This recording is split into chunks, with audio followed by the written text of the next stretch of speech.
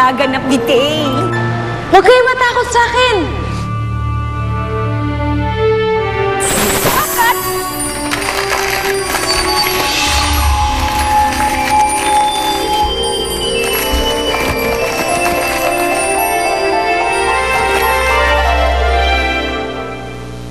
Kailangan natin makalapit kay Dorfina. Go!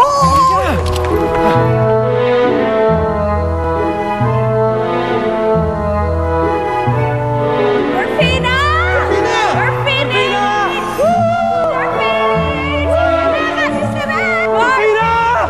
Dorfina!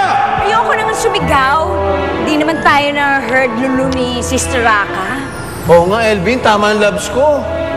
Charing! Ikaw alam mo, labs ka dyan. Alam mo, dapat na nating lumevel up to the highest level para ma-heard na tayo ni Sister Raka! Mga kaibigan! Wow! Kailangan naman ng tulong ninyo! Fairness, ha? Kaibigan niya pala yan. Friendship.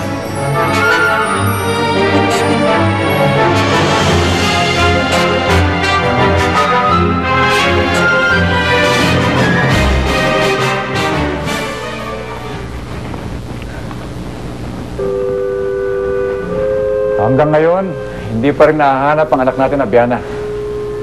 Malaki ang posibilidad na nasa labas na siya ng punso. Kung nakinig ka sana sa akin noon, kung hindi mo kinulong ang anak natin, hindi mangyayari ito. Hindi mo nakita kung gaano katindi ang galit ni Dorfina sa atin. Ginawa ko lang ang sa tingin ko ay tama, Biana. At ito ang tama. Nawala ang anak natin, umalis na siya.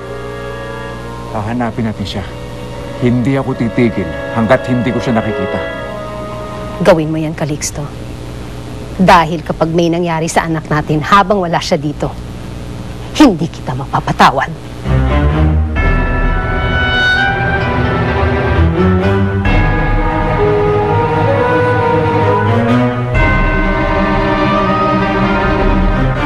Ooh, yes! Dorfina!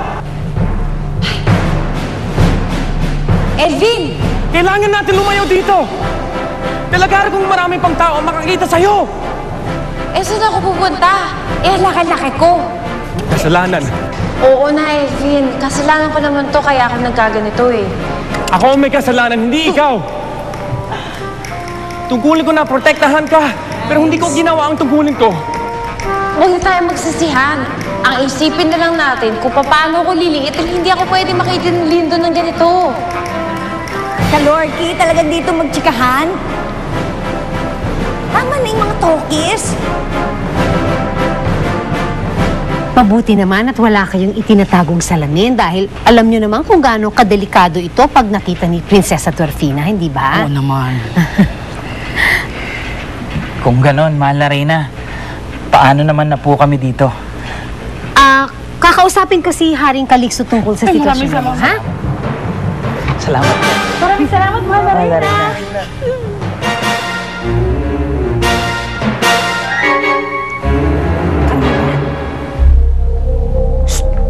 Uy, Camila! Camila! Asan ka ba?